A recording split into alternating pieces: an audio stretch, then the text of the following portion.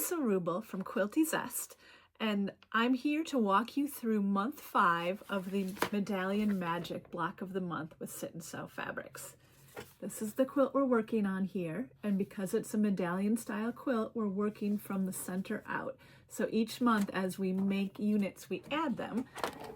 And this right here is what the quilt looks like after 4 months worth. Pretty great, right? So if you are not yet part of our Medallion Magic Block of the Month, head to sitandsewfabrics.com and search Medallion Magic and grab a kit.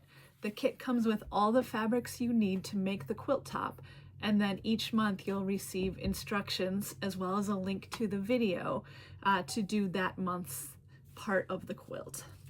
So today we're going to be working on these top and bottom rows here that look like a zigzag with the blue, the brown, and the white. You see it up there and down here. And then we'll be joining that to the quilt with some navy blue borders. Now, before I get started, I want to talk a little bit about thread because what we're doing today uses brown in both sections. I'll show you on the pattern, both sections of the blocks that we're making here. I'm going to use a brown thread. This is the Katona color 678, which is coffee brown. And I'll show you the pieces we're working with. We're going to be making flying geese units, and so you see there's a blue and brown flying geese unit and a white and brown flying geese unit. So the brown is a nice color choice because it will blend with the brown in both of those flying geese assemblies. So this is a nice thread color to use. I like to use neutral colors when I'm piecing because you want the thread to blend into your project. I try not to use white or a black unless I'm using fabrics that are primarily those colors because they're really bold and they will stand out. So I tend to choose something in the beige or the brown or the gray family because that will blend into the background with most fabrics. So let's get started with month 5. So what we're going to be doing is making, like I said, 2 different color versions of flying geese units. And we're going to do that with the quick corner method. So I'm going to start out with a brown rectangle and 2 white squares. And what I'm going to do is draw a diagonal line on the wrong side of my squares.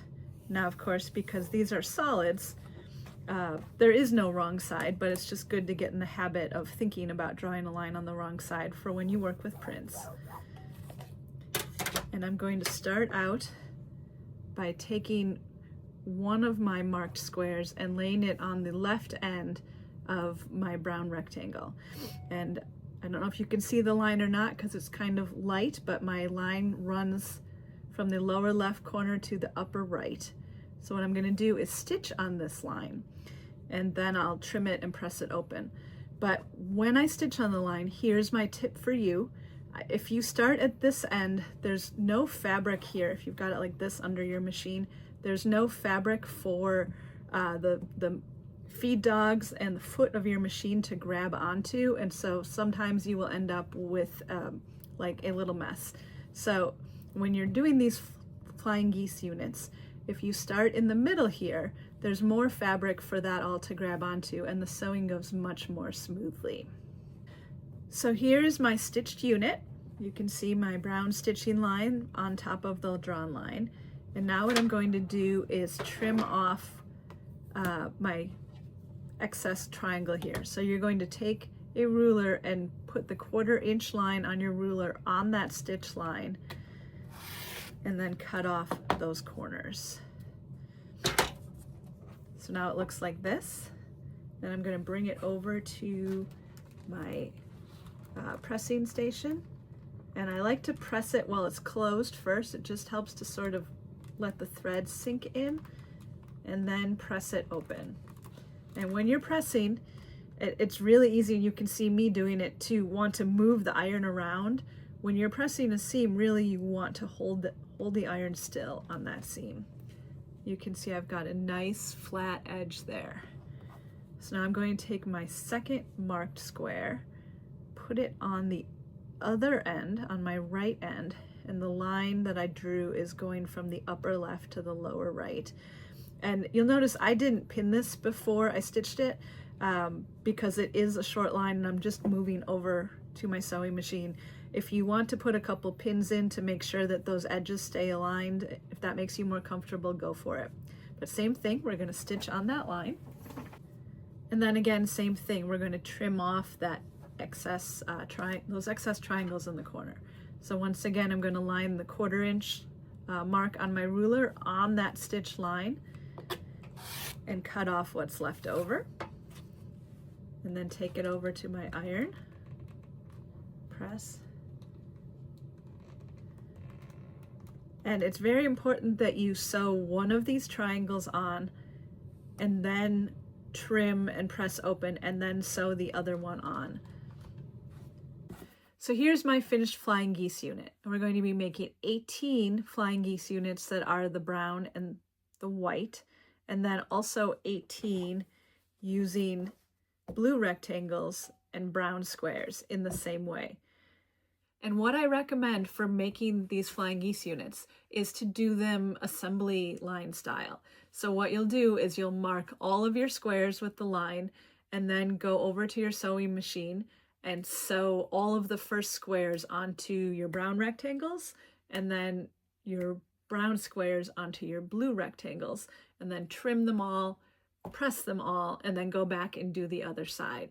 That's a much more efficient way of doing it than sewing each unit like I did in my demo right here for you. So if you do them all at the same time, you can just keep sewing and then go through, trim them all, press them all, and it just goes much more quickly. So once you have 18 of your brown and white flying geese and 18 of your brown and blue flying geese, it's time to join them together. And you can see because of the placement of the brown, it creates sort of an arrow or a chevron look between the two units. So what we're going to do is pin each of them, and I prefer to do it with the blue and brown one on the top because then I can keep an eye on where the seams meet here, because that's where I want my stitch line to come through. So I am going to align them together and put a couple pins in. I'm going to put one at my top edge, one at my bottom edge, and then one in the center. And if for some reason your units are not exactly the same length, you want to pin them to match at the ends, and then as you stitch you can kind of pull on it and it will ease those two pieces to fit together. So like I said, when I stitch, I'm going to use a 1/4 inch seam allowance, and as I get to here, I'm going to make sure that my new stitch line is just a hair to the side of where those seams touch, and that will give me a really nice point on my unit, and then stitch all the way down to the end.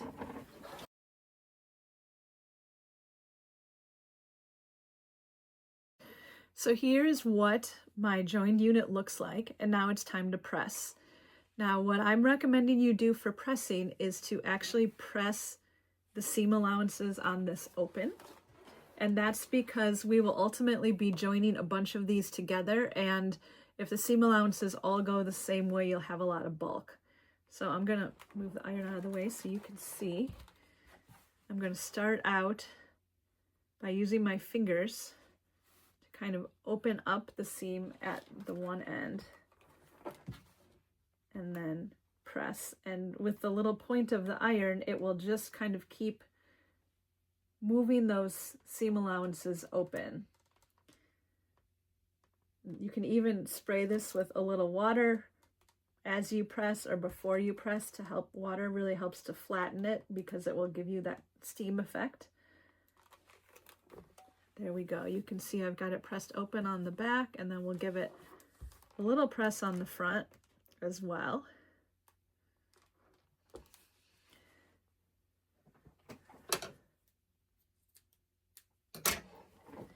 And here is my unit. So we're going to make 18 of these, and there will be 9 in the top border and then 9 that go on in the bottom border. So after you have all of your little units like this made, it's time to join them together. And you can see I've got 9 of mine joined together right here.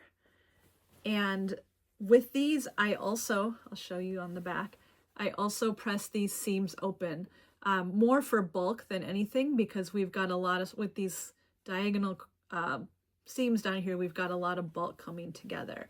But it creates a really neat pattern that we'll put along the top and bottom of the quilt.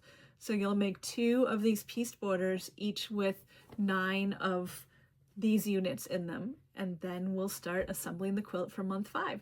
This went so fast, we're practically done with month 5, and then we just have 1 month left on the quilt. So I want to talk about thread before we start assembling the quilt.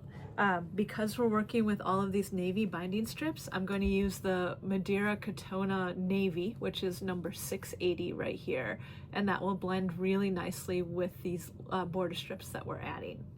So before we go to assemble the month 5 pieces onto our block of the month, we need to join some border strips. And I'm just going to walk through real quick how to do that. We've got 9 navy strips cut.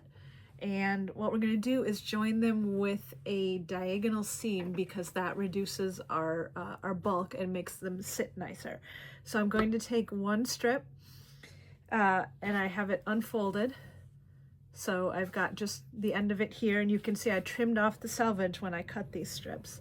And I'm going to take a second strip and put it on top. We're going to put right sides together, which again with solids is not much of a thing, but just in general practice, right sides together. And I'm going to align the raw edges on the top and the right side. And then what I'm going to do is place my ruler along that diagonal line. And you can't really see the bottom edge of it because it's covered up by that bottom strip. So what I do is I use the 45-degree line on my ruler to align with the straight edge of my vertical strip. And then that will allow me to get a nice 45-degree diagonal line. And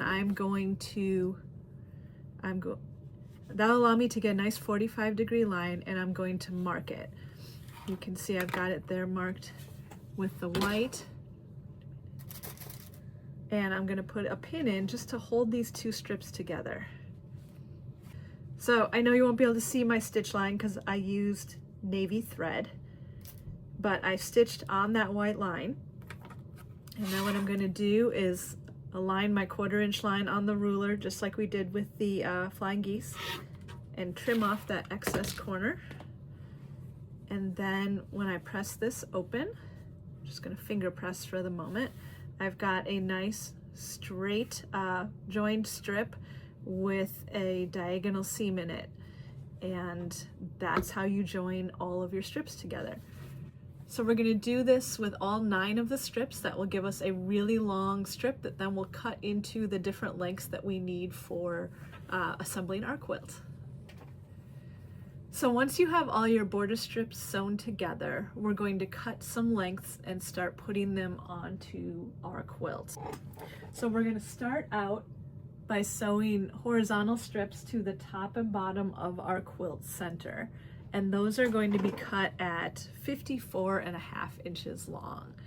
And when you go, after you've cut them, when you go to attach them to your quilt top, what you want to do, and we've talked about this in other months, is to find the center of your quilt top and find the center of your 54.5 inch length. And then you're going to pin those centers together and pin the ends of your borders. And then as you sew, you'll just kind of ease to fit and stretch out either the border or your quilt top, whichever's a little bigger if they're not exactly the same, so that they all fit together nicely. So get your top and bottom navy borders sewn on, and then we'll talk about sewing on the pieced border that we made today. So once you have your top and bottom navy borders stitched on, it's time to add our pieced border that we made today. And we're going to do that in the same way, where I'm going to fold the top of my quilt in progress in half, and I'm just going to put a pin in here to mark where the center point is. There we go. And then I've got my pieced border here. So the most important part about adding this border is to make sure you add it correctly. So you want the white triangles facing the navy. Don't do it that way. And we're going to do the same thing. We're going to fold this in half to find the center point, which should be the center of a brown triangle, but fold it just to make sure. And then you're going to align that fold with your pin on the navy and pin in place. And then we're going to go down to the end. And the reason we do borders this way, pinning them center and ends, and then working our way through the middle, is because this quilt, the outer border is a pieced outer border. It's lots of half square triangles. That'll be month 6. And in order for this pieced border to fit on to the quilt, we need to ensure that the quilt top is the correct size. And so by sewing things to the size of your borders, it ensures that your quilt top will be the right size as you add these pieced borders. And that is the case with adding this border, because we added our earlier borders in the same way so that we know that this border will fit. And that just helps to keep your quilt sized correctly and also keep it square. Sometimes if you sew on a border without measuring, it'll make one side longer than the other, and this keeps your quilt nice and square and correct. Okay, so I've got it pinned all along the top edge. And so now I'm going to sew with this pieced border on top. And first of all, it's just easier to manipulate because I've got the smaller piece on top, but we're going to sew with a 1/4 inch seam allowance. And then, similar to when we were joining the 2 flying geese units together, you can keep an eye out for where these seam intersections are on the top of the brown triangles, and make sure your 1/4 inch seam allowance runs just above those the whole way down. And that will ensure that we have really pretty, nice, perfect brown points when we flip this open. So you're going to do the same thing with the bottom border and double check again to make sure that you've got your white triangles touching the navy border to make sure you have it not upside down. So get those 2 sewn on, and then we have navy borders on both sides, top and bottom, and then we're done for this month. So then your last 2 steps are to put on the long side navy borders and then the top and bottom navy borders. And then month 5 is complete. Isn't it looking fantastic? I'm just so excited about how this quilt is turning out. Really great. So we have 1 month left, month 6. And if you look at the picture of the quilt, you can see we will be making a lot of half square triangles. We'll be using the 2 at a time method, which makes them go more quickly and has no waste. So I will see you back here next month for our final block of the month video, where we talk about adding the outer half square triangle border to complete our Medallion Magic quilt. Looking forward to seeing you then. And don't forget, if you watch this video but do not yet have our block of the month kit, head over to Sit and Sew Fabrics, search Medallion Magic, and you can grab the kit to make the quilt behind me right here. You'll get each month's directions emailed to you along with a link to the video, and you can catch up and sew along with us until your quilt is done as well.